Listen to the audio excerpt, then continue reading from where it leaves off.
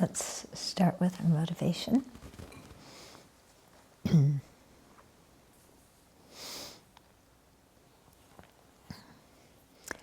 And last week we were, in our motivation, we were kind of remarking how, we had managed to live another week to be able to listen to the Dharma and practice the Dharma during that week. But between then and now, we're still here, but many people have died in all sorts of different ways. Yeah, Lee Kuan Yew died of old age. 150 people got killed in a plane accident. Lots of people died of other things, also in all the wars that are going on, civilians and soldiers alike dying. And so easily how our precious human life can end. And at the time it's over, we have no choice. We have to go forward. We have to go into our next life. We can't say, I'm not ready yet. Yeah. Can I change the date of the ticket? That's not going to work. So, however ready we are, whatever is going on in our mind, whoa, that's it. So for that reason, it's very important, to really value our time, use our time wisely, because our time is really the most valuable thing that we have. Everything else, comes and goes. But our time, if we put it into Dharma practice, will really benefit us. So let's renew our determination to put our time into cultivating bodhicitta, into realizing emptiness, into working for the benefit of all beings. And never mind a little bit of inconvenience here and there, because after all, we are in samsara, so why expect happiness and perfection all the time? At all, even at one moment, why expect it? So let's keep going, no matter what comes our way.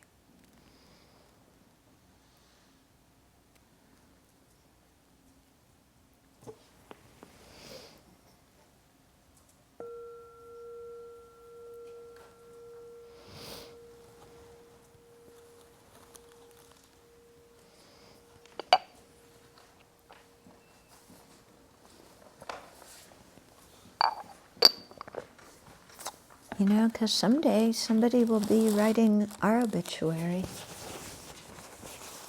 And they'll all be standing around, crying. Poor so-and-so died. And then they praise you. When you're alive, they tell you what they really think. When they're dead, oh, so wonderful. The most wonderful person in the world. True, isn't it? Have you ever read any obituary where somebody said, oh, this guy was really difficult to be with? You've read an obituary like that? Yes, that guy from the Baptist church who was such a homophobe. Mm-hmm. People wrote that about him. I was surprised. Yeah. How bad he was. Yeah, because that doesn't happen much.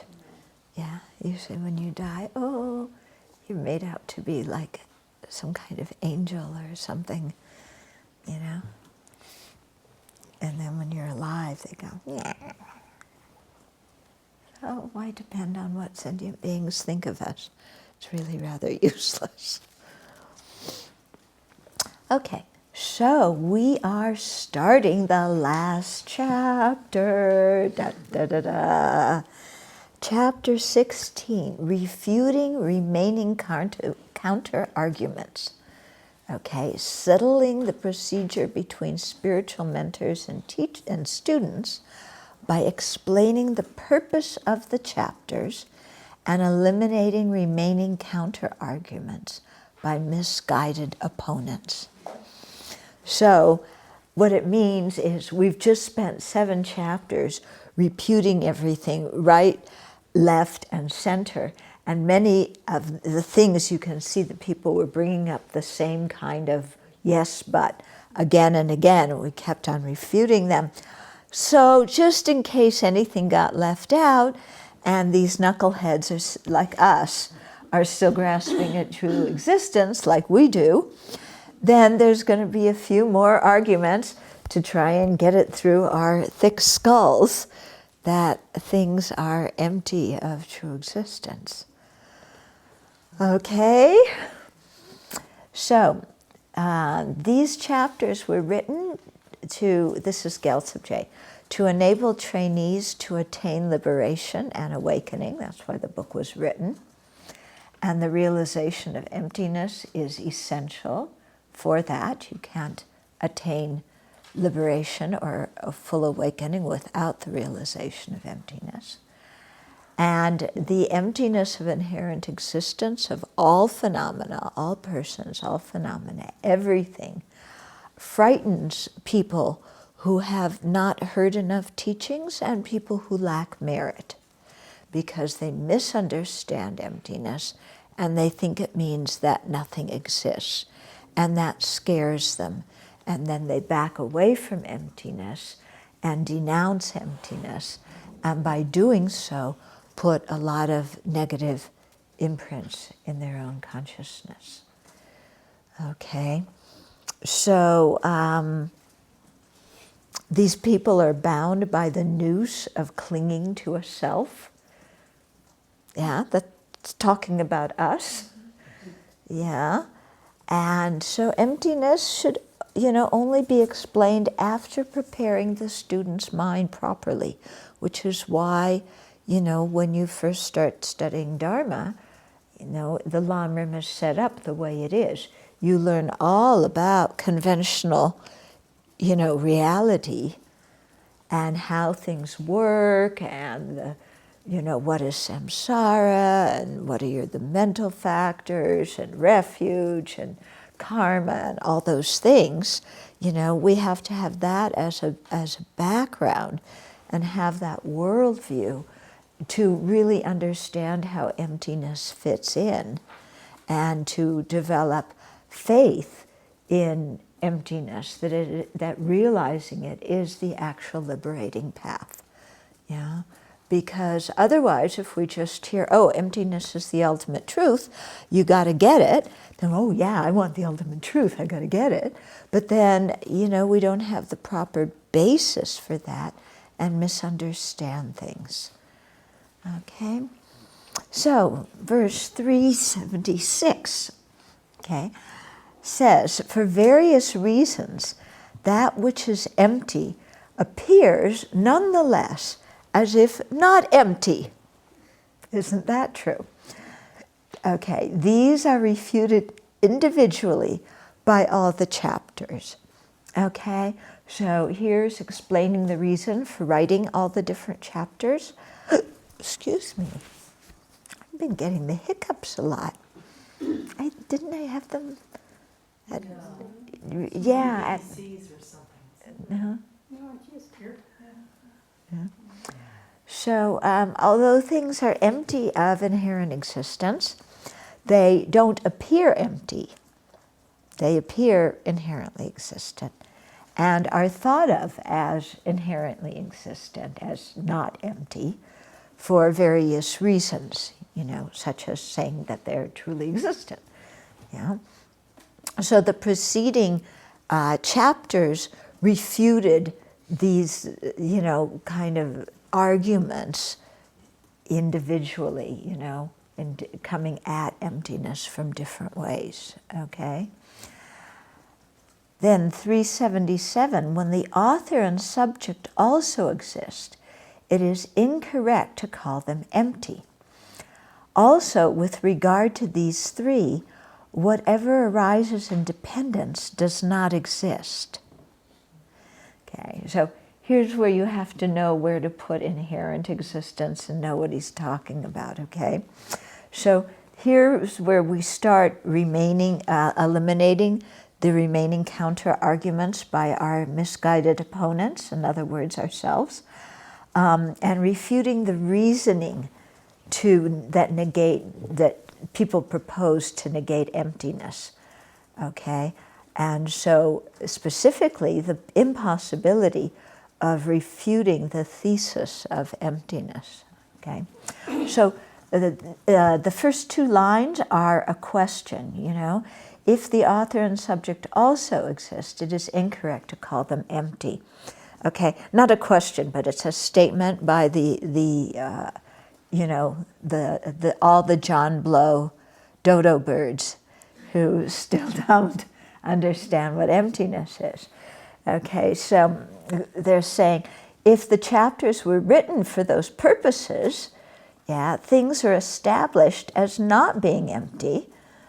Yeah. So if you're saying that you wrote all these chapters for liberation and for people to attain liberation and awakening and realization of emptiness is crucial for that, actually that doesn't work, yeah, because things are not established as being empty.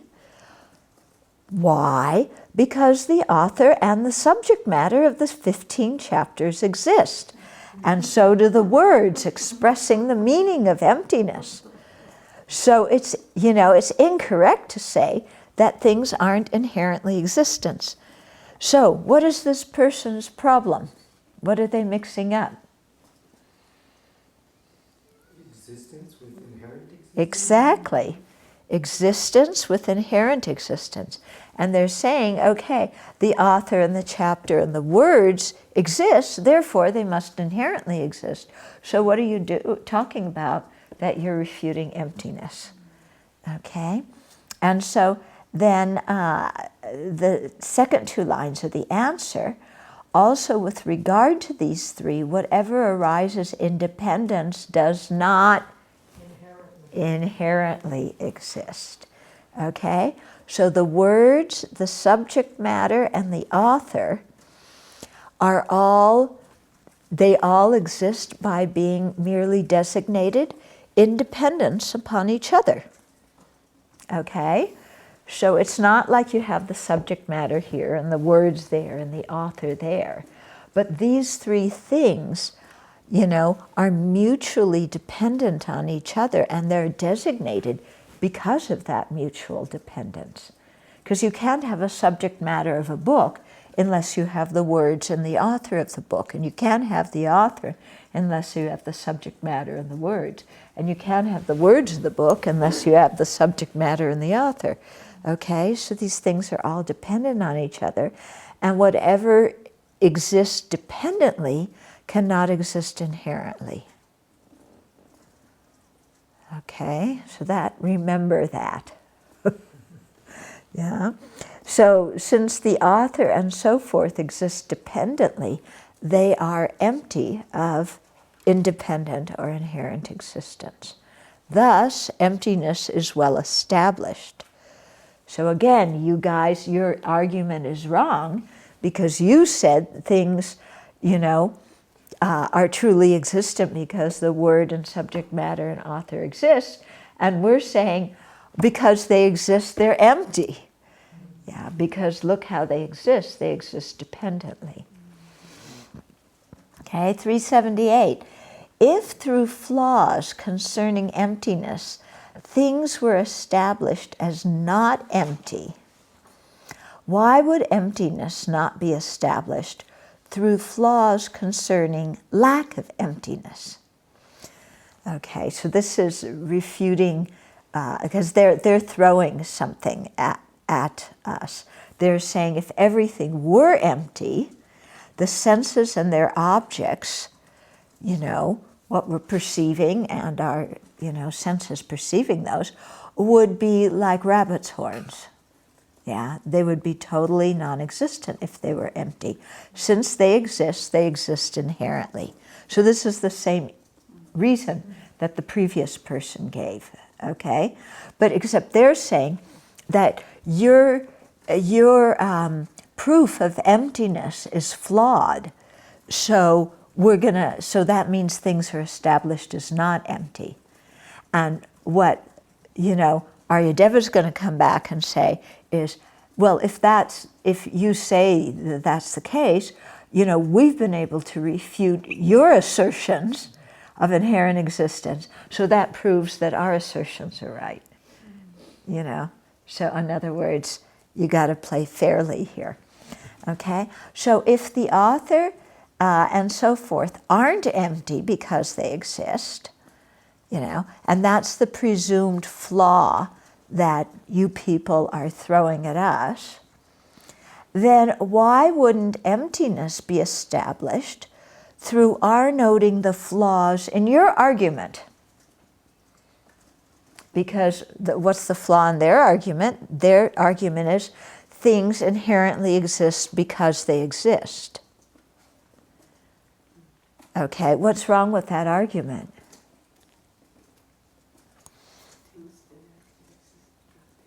Yeah, they're saying the pen inherently exists because it exists. Okay, so remember the 3 parts of the syllogism? So what's wrong with that syllogism? Yeah, the pen inherently exists because it exists. The reason doesn't apply to the predicate, or whatever that second part is called. Yeah, the predicate. And the reason, there's no pervasion that if it's the reason, it's necessarily the predicate. Okay? So what that means is the reason existent. If it's existent, it isn't necessarily inherently existent. Okay? So the first part of it, the pen inherently exists because it exists. In your syllogism, the first part is to see if the reason pertains to the subject. So, is the pen existent? Pen is the subject, the reason is existent.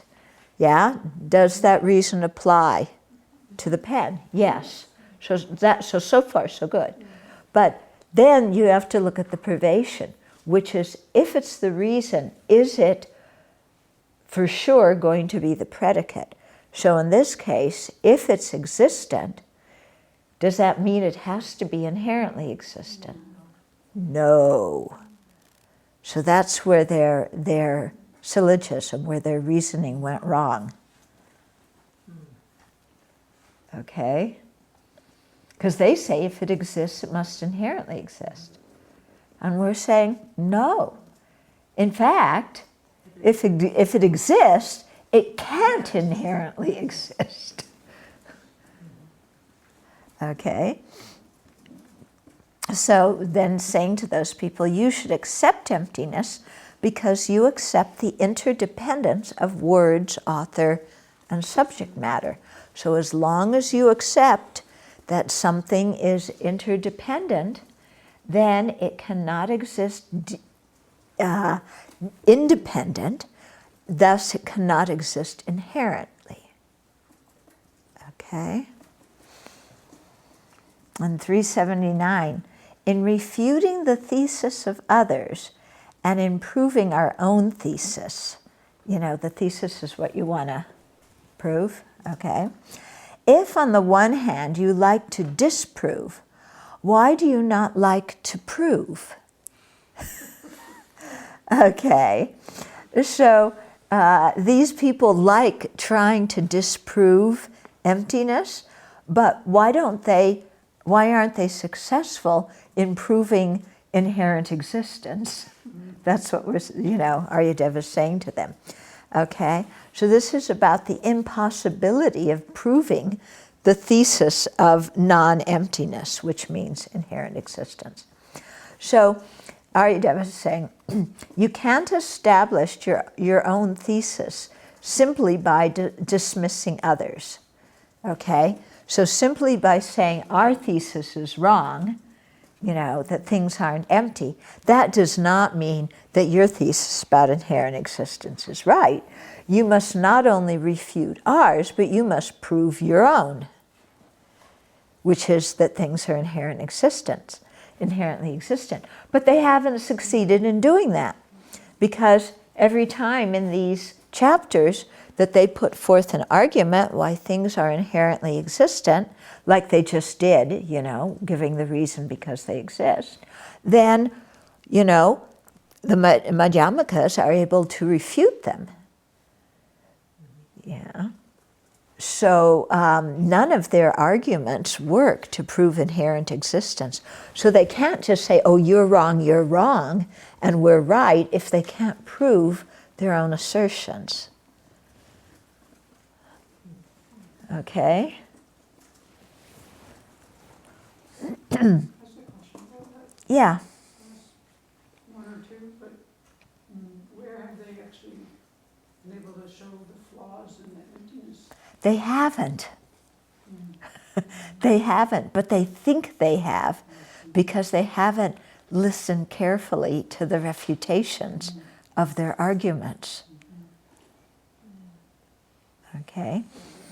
So this is actually, this point, Kensijam Patektra brought it up in his introduction to Precious Garland, that there's two ways that they work in the arguments, at least the Madhyamakas. One is to prove emptiness, and the other is to refute inherent existence. Okay? So you kind of have to do both. So when you're proving emptiness, you have to refute inherent existence, to prove emptiness. So their inherent existence is the object of negation, And then when you refute inherent existence, then you're refuting their arguments that try and prove inherent existence. Okay? So you're refuting what they're trying to prove, which is, again, inherent existence. So what they're trying to prove is what our object of negation is. So we're saying exactly the opposite things. Okay, so 380. When thoroughly investigated, the non-existent is not a thesis. Then all three, such as oneness, are also not theses. Okay? So the first two lines are a question. Okay? So they're saying, they're making a statement. Joe Blow is, when thoroughly investigated, the non-existent is not a thesis. Okay, so Joe Blow's saying, the thesis you put forth is illogical because what you're trying to prove, emptiness, is non-existent. Okay, it's not a knowledge object, and so it can't be a legitimate thesis. You can't try and prove something that doesn't exist. Okay, that's what they're saying. That's, So they're thinking that the emptiness of phenomena is its non-existence. They think emptiness and non-existence are the same thing. Okay, so non-existence is not a knowledge object. Something that is non-existent is not a knowable object. It's not a phenomena. So you can't prove it. So it can't be a thesis in an argument, something that you're trying to prove. Okay, so that's what they're saying emptiness is. So again, what's their confusion here?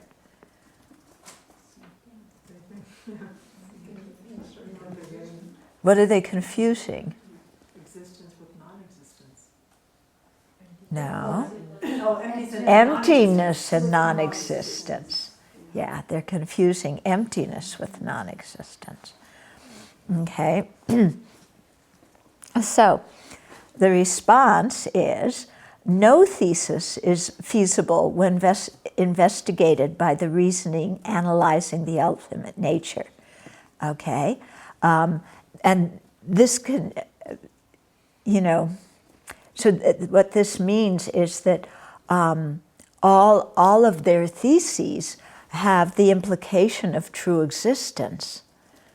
So actually it's their theses that are non-existent, not ours. They're saying, you can't prove emptiness because emptiness is non-existent. We're saying to them, you can't prove true existence because true existence is non-existence. Okay? So whatever they're throwing at us is actually a fault that pertains to them. Okay? So since truly existent theses are negated by reasoning, yeah, so any thesis about things are truly existent one and the same, truly existent otherness, or things are truly existent, separate and unrelated, or here's the third one, truly existent ineffability. Okay, so there's these people who say, well, you can't say things are inherently one, and you can't say things are inherently different, but you can't say they're not inherently one, and you can't say they're not inherently different, because ultimate reality is ineffable. Meaning you can't comprehend it, you can't express it in words, yeah. And so those three things being truly existent identical, truly existent other, and truly existent ineffable, those three things that they assert are non-existent. So you're the one who has the non-existent theses. You're trying to prove inherent existence, either inherent existent oneness, inherent existent differences, or inherent existence ineffability, and none of those things exist. Okay? So, therefore, don't assert the slightest inherent existence. Because as soon as you do, your thesis, what you're trying to prove in your argument, is non-existent. Okay? So really hammering it in that inherent existence does not exist. Yeah.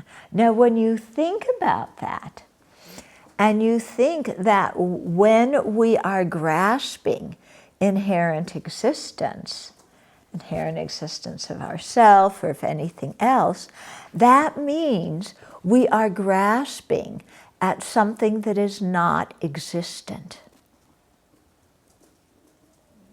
Okay?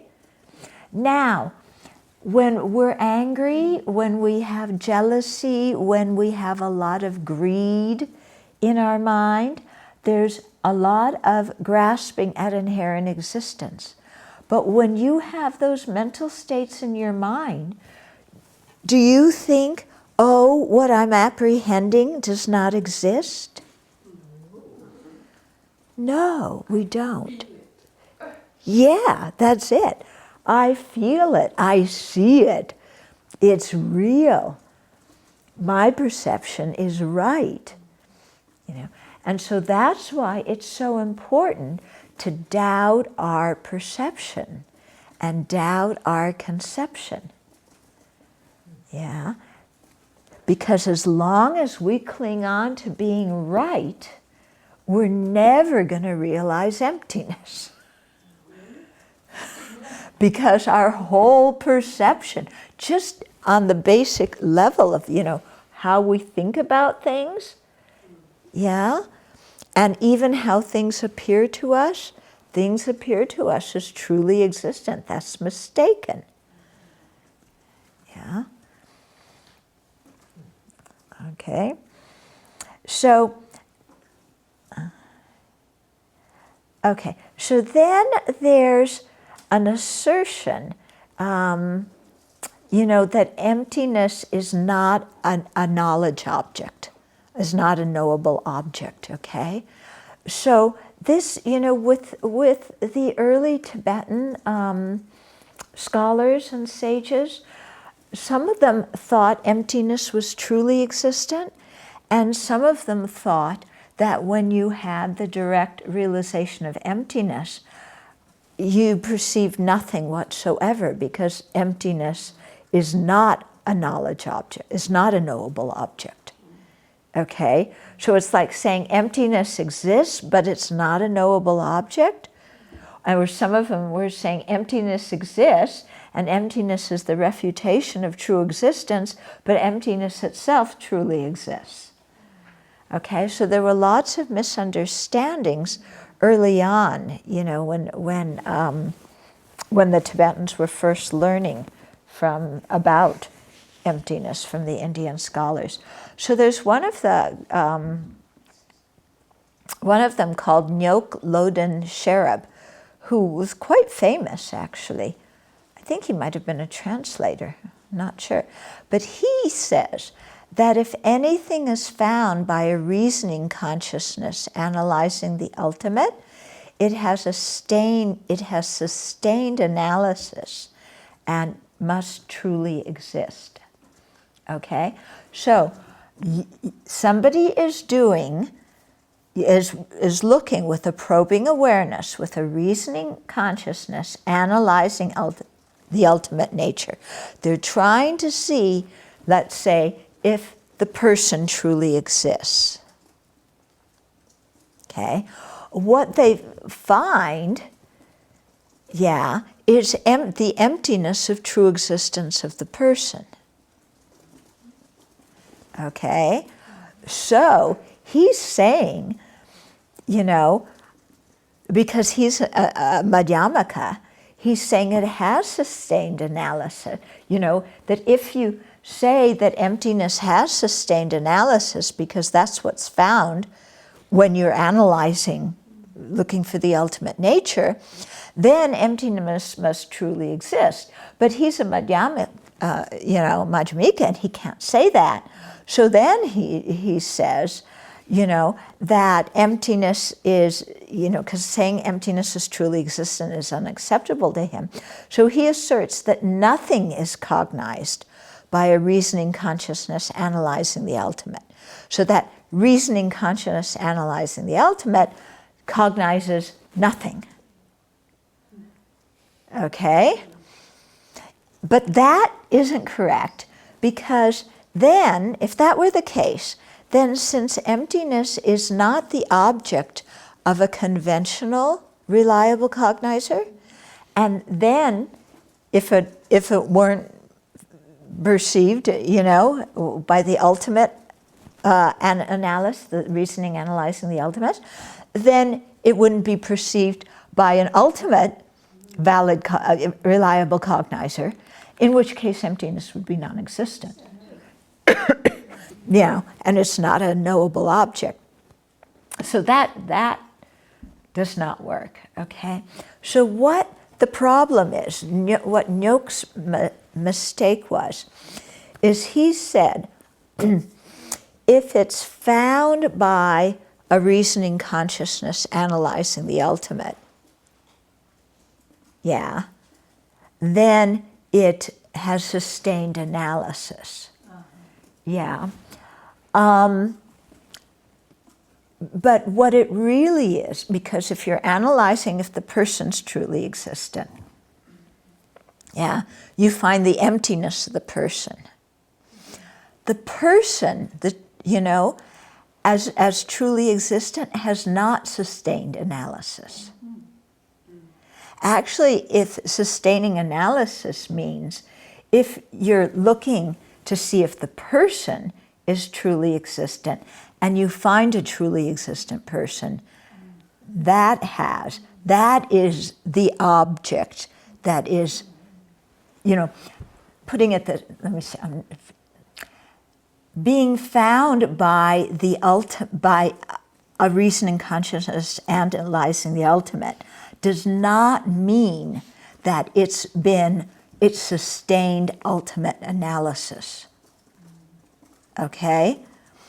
So being found by that, which is emptiness the person is found, does not mean that it is able to bear an ultimate analysis, or does not mean it is sustained ultimate analysis, because that means that you would have found what the truly existent object that you were examining to see if it existed or not. Okay? So if emptiness were the thing that you were examining to try to see if emptiness were truly existent, and you found truly existent emptiness, then emptiness would have sustained ultimate analysis. But you don't find truly existent emptiness when you examine to see if emptiness truly exists. You find the emptiness of emptiness. Okay? So this is a mistake that many of the early scholars made in confusing being able to sustain or bear analysis with being found by that ultimate analysis, because they are two different things. Okay? Sustaining analysis or bearing analysis means you're looking to see if something is truly existent, and you find true existence. But actually, nothing is able to bear analysis, because whatever you check to see if it's truly existent, whether it's a person or even emptiness itself, what you find is the emptiness of that object. So what is found by ultimate analysis is emptiness. But what is found by ultimate analysis is not the same as what is able to bear ultimate analysis, or what sustains ultimate analysis. Okay? So Gyaltsabje's explanation of this stanza, he actually emphasizes that under investigation, nothing is findable, in the sense that nothing is inherently existent. Of course, emptiness is findable, when you're using ultimate analysis. But when you're trying to use ultimate analysis on emptiness, then emptiness itself is not findable. Okay? So when you analyze to find the final mode of existence of a pot, to see if the pot exists as it appears, only the absence of a pot existing in this way is found. You're looking to see if a pot exists as truly existent in the way it appears. And what is found by that analysis is the absence of a pot existing existing truly existently. In other words, you found the emptiness of the pot. Okay? So merely being found by a reasoning consciousness does not make that whatever is found truly existent. Okay? Only if what is sought is found would it be truly existent. So if you're searching to see if the pot is inherently existent, and you find that, and you find that the pot is inherently existent, then it would be inherently existent. But that's not what you found, what you find, okay? If the pot were found when searched for, when you search for what the term pot actually applies to or refers to, so if the pot were found, you're looking, what does the word pot actually refer to? And if you found this real pot, okay, then it would be truly existent and findable under analysis. But an absence of such existence is found. But, yeah, and the absence was not what you were seeking. You were seeking the truly existent thing. You were to see if it exists truly the way it appears. Okay, so when emptiness itself is subjected to analysis, it too is not found, and only the emptiness of emptiness is found. Okay, so the conclusion is emptiness is an object of knowledge. Okay, it is itself empty of inherent existence, and a reasoning consciousness analyzing the ultimate finds emptiness. It does not perceive nothingness. Okay? So emptiness is a knowable phenomena. Knowable phenomena. Knowable. You can know it. Yeah. Sometimes they say knowledge object. Okay, it means knowable phenomena, something that can be known. Okay, 381. Where a pot is directly perceptible, the argument of emptiness is meaningless. Here's our friend Joe Blow.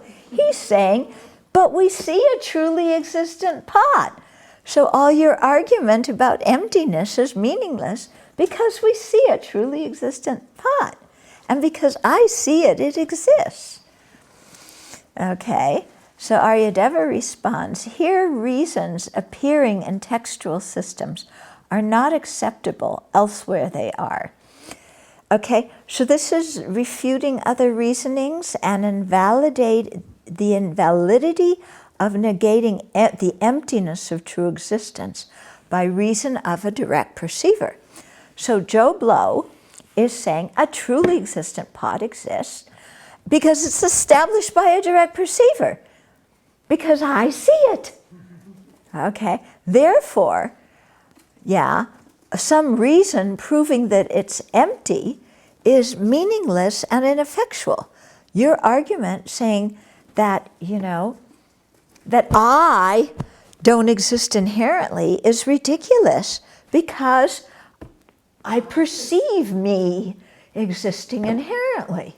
I feel it. I know I'm in there. This is my experience.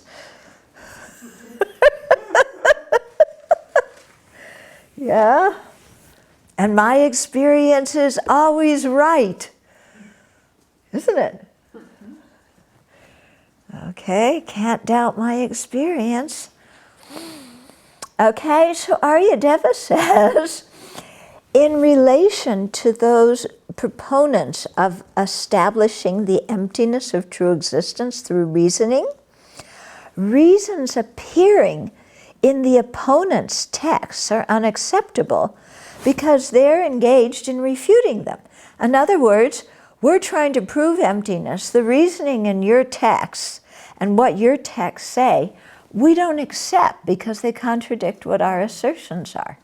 So, you know, don't try and, we're not going to accept what your texts say because they're wrong. Okay? Yeah? So, and we can't use your text to establish what you're saying because they're incorrect. Okay, so then Joe Blow says, well then are reasons from, you know, our texts always inappropriate? Are you never going to use anything from our text? And Aryadeva says, no, in other situations where your reasons are compatible with our tenets, we'll use them. Okay, so apparently in those other texts, they said things truly exist because it's your experience and you perceive them, you know? So they're quoting their text, but they're also, you know, trying to refer to direct experience. And Aryadeva is saying, first of all, we don't accept your texts on this point. We might accept your texts on other points.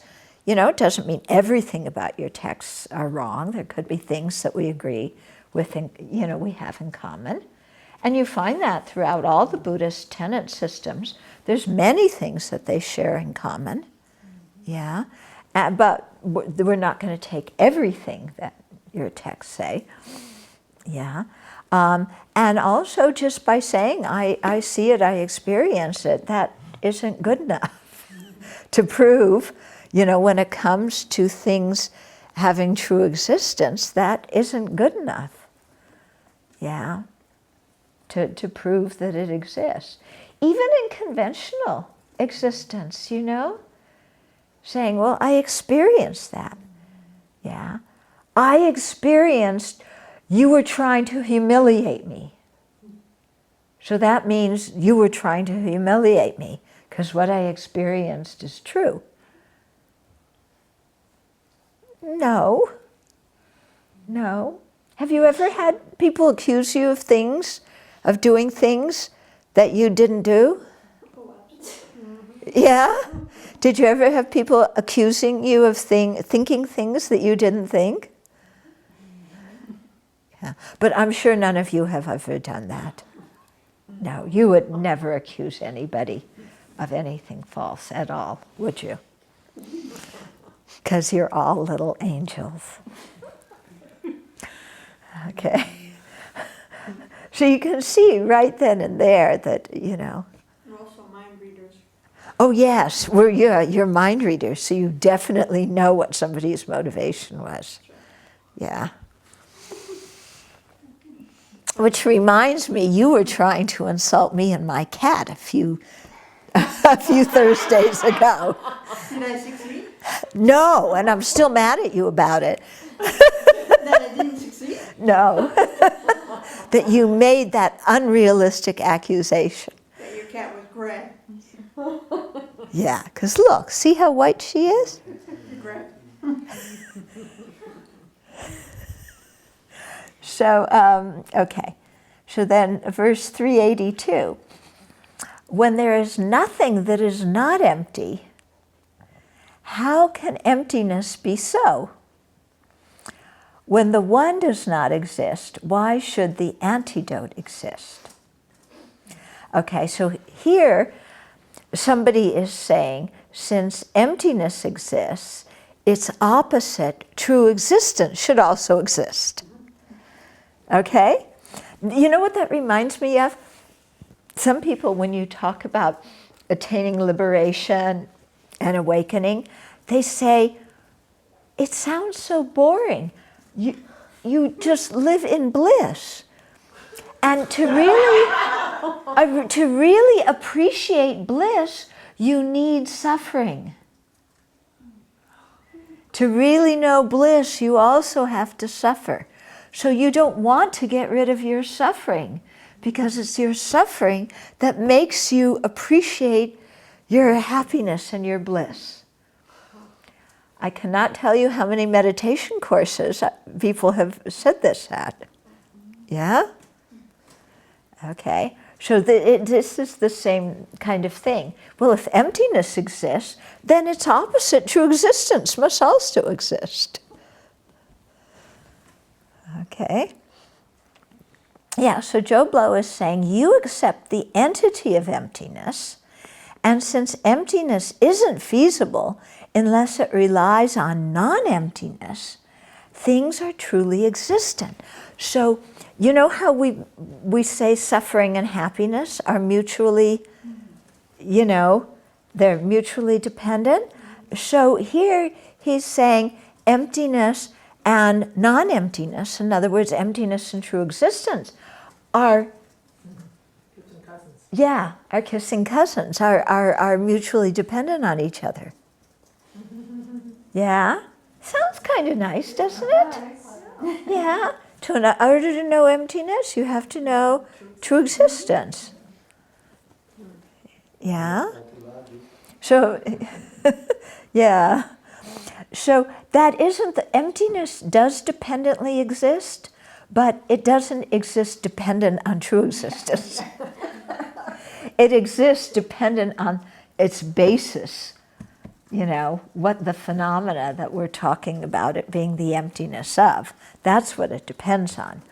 And it depends on its term and concept, but it doesn't depend on inherent existence. Okay? So the existence of emptiness doesn't establish its opposite, true existence. If emptiness were truly existent things that are the basis of emptiness would be feasible. Okay, so if emptiness were truly existent, then the base of emptiness, the computer, the, what do you call this? Striker, the bell, the telephone, all these things, if emptiness were truly existent, then maybe these things could be truly existent. But emptiness is not truly existent, okay? Because there's nothing that isn't empty of true existence. Everything that exists is empty of true existence, okay? So how can emptiness be truly existent then, okay? Its basis also, so if emptiness isn't truly existent, its basis isn't truly existent because it's the emptiness of true existence of that basis. Yeah? So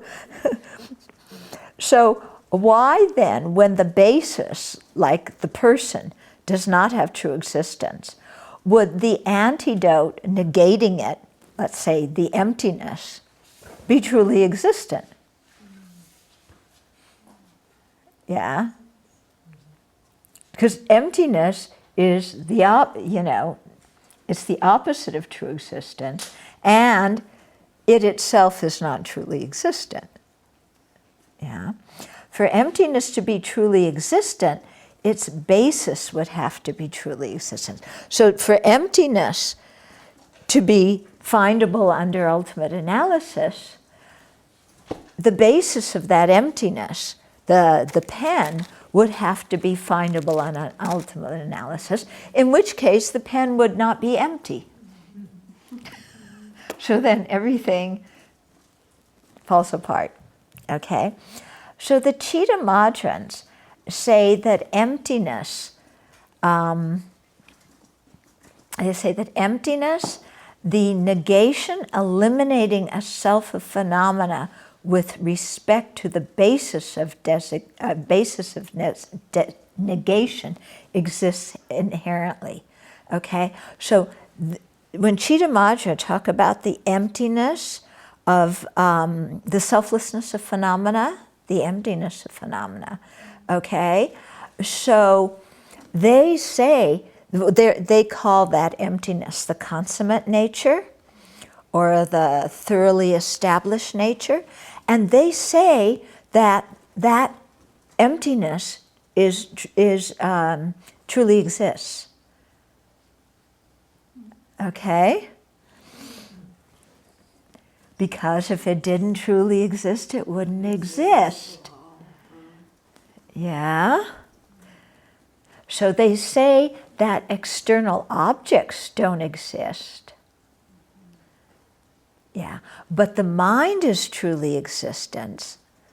And the emptiness of objects being the same substantial entity as the consciousness perceiving them, that emptiness of being like that, they say that emptiness is truly existent. Yeah, and even though it's strange, they say that external objects don't exist, but they say that other powered or dependent phenomena truly exist. Okay, so the external cup is non-existent, but the cup that comes about due to the same substantial cause as my mind that's perceiving it, that cup truly exists, and my mind, that mind perceiving it, truly exists. But the external cup does not exist at all. And that's the mind only school? That's mind only. Yeah? So it's quite interesting, their assertions, you know? The space has to be really filled with stuff.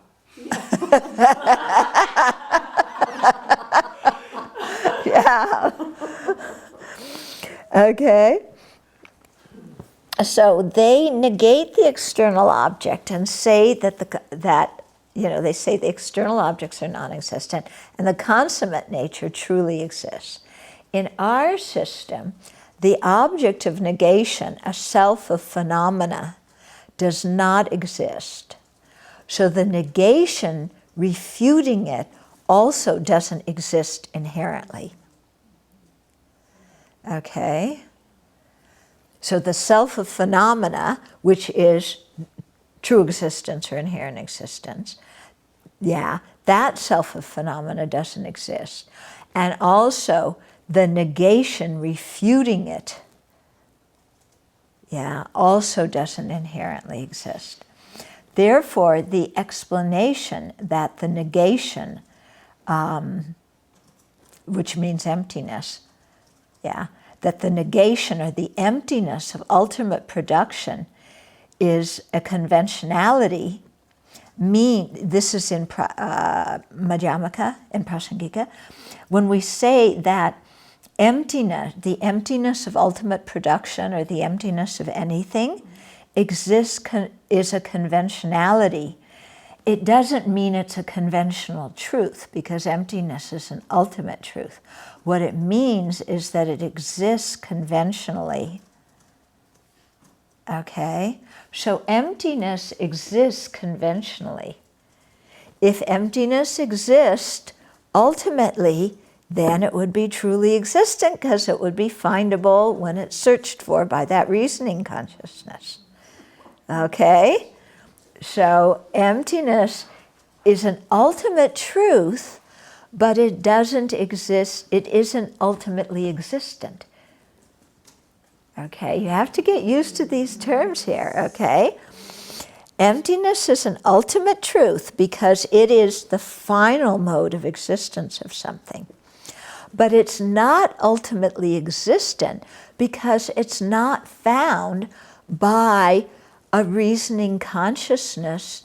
It can't sustain analysis by a reasoning consciousness analyzing the ultimate, even though it is found by a reasoning consciousness analyzing the ultimate. Okay, so emptiness does not ultimately exist. So then there's no other option. It's got to conventionally exist, because nothing ultimately exists, because ultimate existence is the same as true existence. Okay, so it sounds funny to say that emptiness conventionally exists. And I don't think you can actually, you could actually say, this question came up one time when we were at Deer Park. You can't really say emptiness is a conventionality, but if you define conventionality, if you don't equate conventionality with conventional truth, if you define conventionality as conventionally existent, then you can say that. Because emptiness does exist conventionally, because conventional existence is the only type of existence there is. There's no inherent existence. So if it exists, it's got to conventionally exist. If it conventionally exists, it is not necessarily a conventional truth. Okay? Similarly, if it ultimately exists, or if it's an ultimate truth, it doesn't ultimately exist. Okay? So emptiness is an example of this. It conventionally exists, but is not a conventional truth. Right. Is there anything else that would fit that example? Not really, synonyms of emptiness, suchness, thusness. Cessation. Yeah, cessation. extinction, yeah. Those are all kind of synonyms. So it would apply to all of them, all of those. Okay, so you have to remember, if it exists, it conventionally exists. But if it conventionally exists, it isn't necessarily conventional truth, because conventional truth is something that is seen as true by a mind under the influence of ignorance. Okay? So, most phenomena are seen as true from the perspective of a mind, under the influence of ignorance. You wouldn't say that about emptiness, because an ignorant mind is not the chief cognizer of emptiness. Yeah, a wisdom mind is. So you have to go to what's the chief cognizer of a certain object. So Nagarjuna, in the treatise on the Middle Way, said if the slightest thing were not empty, emptiness would have some inherent existence. Okay? It just would say emptiness would have some existence, but you have to insert inherent. So if the slightest things were not empty, if there were just some tiny thing that existed from its own side, independent of everything else, then emptiness would also have some inherent existence, because the emptiness of that thing would have some inherent existence. But you can't find anything that has any inherent existence. Okay? If you could, then that thing wouldn't have any emptiness. Right. It wouldn't be empty. So Right, then it wouldn't be empty, and yeah. So to be inherently existent. Yeah, if it were inherently existent, you wouldn't be talking about emptiness. And if things were inherently existent, it would mean all of our conventional cognizers were reliable cognizers regarding the final nature of existence. If things truly existed, it would mean that our eye consciousness, our thought consciousness, all these consciousness right now, understood the ultimate nature of everything we perceived. And if that were the case, then we wouldn't need to practice the path, because we would already have ultimate, valid cognizers of the ultimate. This is the ultimate then. Huh? Or what we're perceiving right now is the ultimate. Yeah, I mean, if what we're perceiving now were the ultimate, then, But we Yeah. can see that there's situations where our present cognizers are, even in a conventional way, fooled, like seeing a mirage and such. yeah. I mean, we can see that those are not always. Right, exactly. And that's why some of these things are helpful examples. A mirage, a dream, people on the TV screen. Those things we can see don't exist the way they appear to us. Yeah. So that makes, but that's a very superficial way of not existing in the way they appear. But it's good, because at least it gets us to question a little bit how things are appearing to us. Okay. And then the Two Truths by Janagarbha said, since the object of negation is non-existent, the negation clearly does not exist as its own reality. So the object of negation is inherent existence. So since the object of negation, inherent existence, is non-existent, the negation clearly does not exist, the negation meaning emptiness, or the negation of that non-existent object, clearly does not exist as its own reality. Yeah, so emptiness clearly can't inherently exist. Okay. That's what we did today.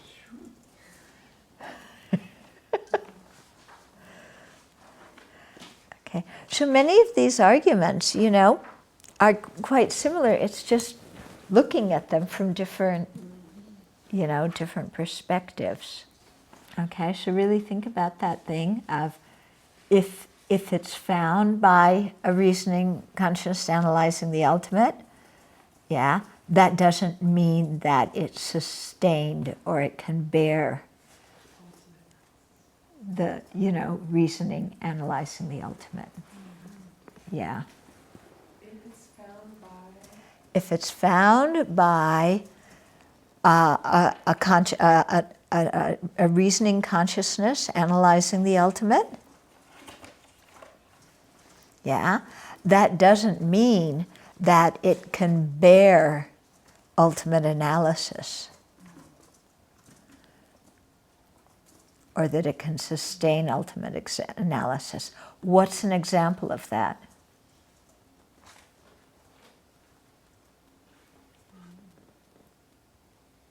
Well, if we're looking for a thought inside emptiness. Yeah, emptiness is an example of that. It's found when you're analyzing an object to see if it exists inherently as it appears to. It's found by that, but that doesn't mean that emptiness can bear ultimate analysis, because bearing or sustaining ultimate analysis means that you're looking for the true existence of that object and you were able to find it.